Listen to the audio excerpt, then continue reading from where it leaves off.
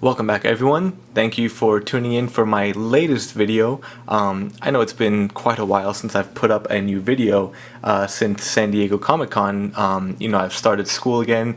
It is my final semester, or my final year I should say. I just started the new semester and just a lot going on with school and work.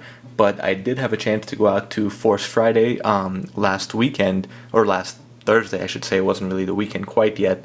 And I met up with a few people, met some great people online, and I was able to be about third in line, but unfortunately I was only able to get Kylo Ren. On the bright side, I didn't really want any other Black Series figure from Wave 1. I was interested in BB-8 and Daisy Ridley's character, completely blanking on her name. But it wasn't a big deal, but I was disappointed, as were I'm sure many of the fans and collectors around the US. With Toys R Us, they told us that there was going to be plenty of figures for everyone to go around. They were giving us a limit of 3 per character, and the way they were describing things, you would think almost everyone in line would be able to get at least one of each figure. But the first 5 people just completely wiped out all the Black Series figures they had. And what made things worse, our Toys R Us had all the old figures in front of the new ones, so we didn't even find the new figures at first until we kind of started sorting through, what was on the shelves and pegs. So anyway, let's get right into this review. I am very happy, like I said, to have Kylo Ren. He is really the only one from the Wave 1 of figures I wanted, and from Wave 2 I'm really hoping to find a Phasma and the Snowtroopers. It seems that there are going to be 2 Snowtroopers coming out, but I guess we will just have to see. And as you can tell, we do have the new packaging. We have the red background. They did change the window display, kind of similar to the blue box. They changed up a few things. We still have the image of the character in the front here, except instead of like a little circle, it takes up about a little chunk of the space down there.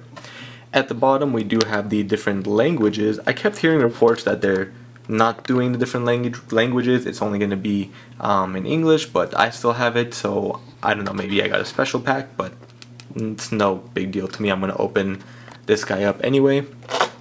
Turning it to the side, we just have the red side with the number 3. And on the back we don't have much, but we do get the descriptions back, which I know the last few figures in the Black Series line we haven't been getting descriptions of, or just nothing at all. And if you want to pause that to go ahead and read it. And again, we have just the Star Wars logo, the Disney logo, and the image right here. So not much going on with the packaging, so I kind of just bored you with the story going on. So let's get this guy opened up and take a closer look at the figure.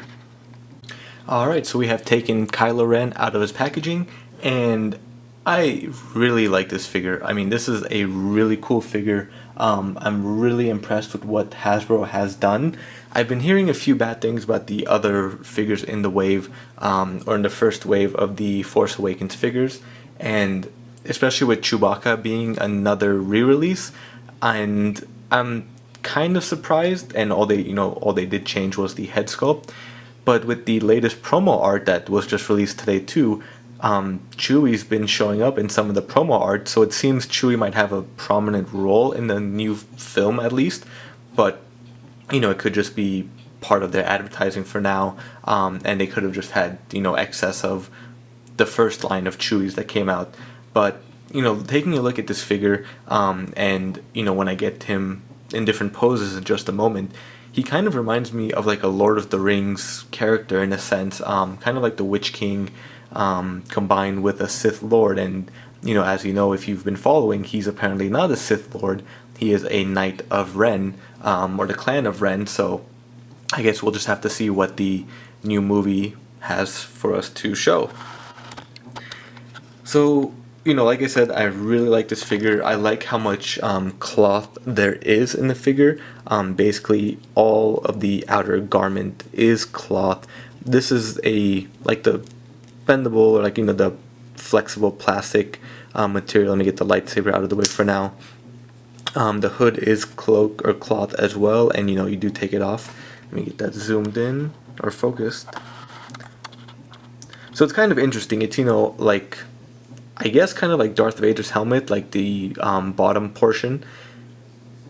And it almost looks like the engineer as well. If you've seen Prometheus, it kind of looks like the engineer's helmet combined with like Revan's helmet. So it's a really cool design. It's pretty simple, I would say, but overall it's really cool. And like I said, it's all cloth around here. Hopefully the lighting is good. I do kind of have a new location set up. Then we have his belt here. The more plastic around here, and you do have like the waves or the wrinkles around here. Taking a look underneath the garments, we do have again the flexible plastic. Here it's kind of similar to the Darth Maul figure. It's like a combination of the cloth and the flexible plastic. And then looking down here, I'm not quite sure if they did a new sculpt, or if they reused another person's legs, or overall body. But it's pretty cool there. And taking a look at the back, like I said, we have the flexible plastic, I guess like the poncho, if you want to call it that, back there, and then the cloak, here, and then the plastic part underneath the cloth, again, just right there. So overall, it's a pretty straightforward and simple figure. There's not too much going on, but just the hype and the idea of this character is just really cool. And as I said, it reminds me of a knight, or a witch king from Lord of the Rings. And even then, they are very simple. They just have the hoods and the masks on and the sword, and maybe a few things here and there. And that's basically what Kylo Ren seems to be. And considering he is a knight of Ren, it would make sense that he's some sort of knightship person. So let's take a look at the lightsaber before I get into the articulation of the figure. If I get him to stand, there we go. And he stands really well too. I haven't had an issue with him falling down. So here we have the lightsaber. There we go. Let me try to get that into focus.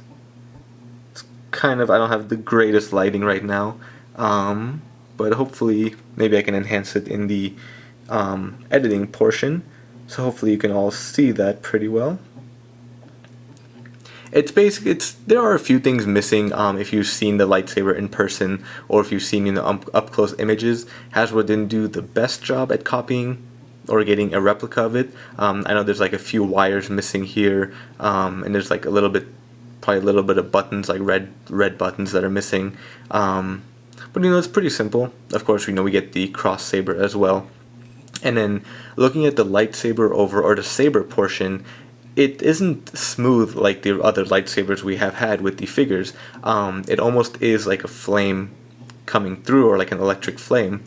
And as you can see here, we do have these portions connected, which in the trailer we didn't see, and in a lot of the figures we are having, it's just separate. We have the one portion coming out here, the one here, and then the third one, the longest blade, coming out there. There has been speculation that because it's such a powerful lightsaber that it is unstable, and they will connect and touch with each other. I'm not too sure, but I did see Funko's, one of their Kylo Ren exclusives, also had the connecting blades, but another one didn't. So I'm not quite sure what that's all about, and I guess, like I said, we'll just wait for the film. But what I do wish Hasbro did, instead of making only the blades coming apart, like as you can see, I wish they actually had maybe two separate lightsabers, one just the hilt, and then one with this one permanently attached, because this one, it's not hard to get back in, just kind of pop it in. But I think it just looks kind of ugly with it, how bent it is, like being pushed up. If you can see how you have like that wave position there. So I'm not a huge fan of that, and this lightsaber is pretty flexible, so especially where I live in the valley, it does get pretty hot, so it'll get a little bent out of shape. But pretty cool lightsaber we have here. So let's take a look at the figure's articulation right now. The head does go left and right, kind of down, but because it's a big mask or big helmet, we can't go up and down too much, so that's about all we get there. Looking at the arms, the right arm is hindered with this poncho, so you can't really move it out too much. And going up, you have to kind of bend this plastic, and same with going back, can't go too far. The shoulder doesn't seem like it twists, so just up and down, forward and back.